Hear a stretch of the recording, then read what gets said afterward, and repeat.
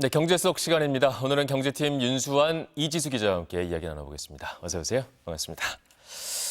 먼저 부동산 이야기부터 나눠보도록 할게요. 일단 지금 주택시장 상황부터 한번 정리를 해볼까요? 네, 서울 아파트 시장은 대출 규제 시행 이후에 뚜렷한 관망세에 들어간 모습입니다. 먼저 오늘 발표된 한국부동산 통계를 보면요. 네. 9월 첫째 주 서울 아파트 매매 가격 상승률은 지난주에 이어서 0.08%를 기록했습니다.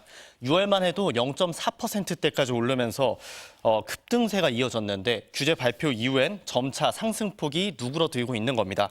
전국으로 보면 3주 연속 아파트값 상승률이 0%에 그치면서 보합을 이어갔습니다. 네, 일단 대출 규제 이후에 급등세는 멈췄다는 걸 알 수가 있는데, 근데 그렇다고 서울 집값이 크게 떨어진 건 아니군요. 네, 그동안 워낙 많이 올랐잖아요. 네. 그렇다 보니까 아무래도 어느 정도 가격이 떨어져야지 추세적으로도 시장이 안정화됐다고 평가할 수 있을 것 같은데요. 네. 그래도 월별 매매 동향을 보면 집값 하락세가 조금씩 감지되고 있습니다. 네. 지난달 서울 아파트 평균 매매 가격은 9억 원대로 집계됐는데요. 평균 거래 가격이 10억 원 아래로 떨어진 것 자체가 지난 2023년 3월 이후 29개월 만입니다. 거래량도 6월 달 12,000여 건에서 7월엔 4,000여 건으로 쪼그라들었고요. 과열됐던 부동산 시장이 위축된 건 맞는 것 같습니다. 네, 근데 점점 대출 규제 효과가 아무래도 처음보다는 떨어지고 있다 이런 지적도 나오고 있는데 그러다 보니까 정부에서 공급 대책 좀 서두르고 있다고요. 네, 맞습니다. 사실 위축된 건 맞지만 서울 네. 성동구 그리고 마포구 이런 일부 지역에선 집값이 더 오를 거라는 기대감이 여전하거든요. 재건축 기대감에 가격이 이미 많이 오른 아파트들도 있고요. 네. 시장이 얼어붙었다고 하지만 여전히 상승 계약이 이뤄지고 있는 곳들이 많습니다.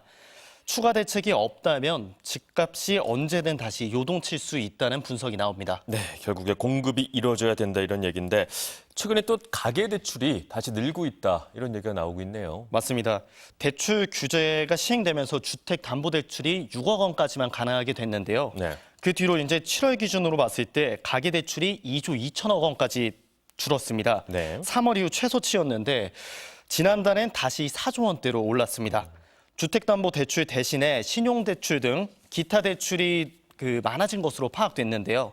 어떤 대출이든 간에 일단 대출이 증가하면 결국 부동산에 흘러들어가는 돈이 많아질 수밖에 없고 집값을 끌어올릴 가능성이 있습니다. 네. 실효성 있는 공급 대책, 완벽하게 예측할 수는 없겠지만 어떤 방안들이 논의되고 있을까요? 먼저 김윤덕 국토부 장관이 어떤 발언을 했는지 국회 발언부터 들어보겠습니다. 네. 공급 대책이 주로 하게 되고요. 그다음에 세제 혜택과 관련된 또 금융 문제가 있다면 일단 관계부처와 협력해서 내용을 좀 일부 포함될 수 있을 것 같습니다. 네. 김 장관 설명을 보면 일단 서울을 포함한 수도권 주택 공급 내용이 주로 담길 것으로 보이는데요. 김 장관이 앞서 안 그래도 3기 신도시 공급을 서두르겠다. 네. 그리고 도심 내 유휴부지를 활용하겠다는 뜻을 밝힌 바도 있습니다. 다만 이 정도 공급으로 과연 서울의 핵심 지역 집값을 잡을 수 있느냐 이것이 문제잖아요. 이미 서울 인기 지역엔 빈 땅이 많지 않고 유휴부지를 활용한다고 해도 한 번에 수십만 가구를 공급할 수는 없거든요. 그래서 추가 대출 규제도 함께 나오는 것 아니냐 이런 전망들도 있습니다. 네, 결국 공급을 포함한 또 금융 규제 이렇게 종합적인 대책이 필요한 시점이라고 볼 수 있겠어요.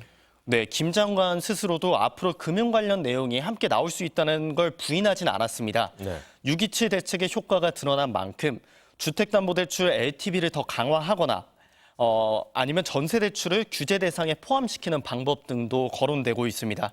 실제로 과도하게 풀린 전세대출이 전세값을 끌어올리고 집값을 떠받쳐왔다는 비판이 계속 있었잖아요. 네. 다만 이제 이렇게 전세대출을 규제할 경우에 신혼부부나 청년층의 주거비 부담이 커질 수밖에 없고 전세가가 급격히 떨어지면 역전세 등 부작용이 있을 거란 우려도 나옵니다. 참 이래저래 간단한 문제만은 아닌 것으로 보입니다.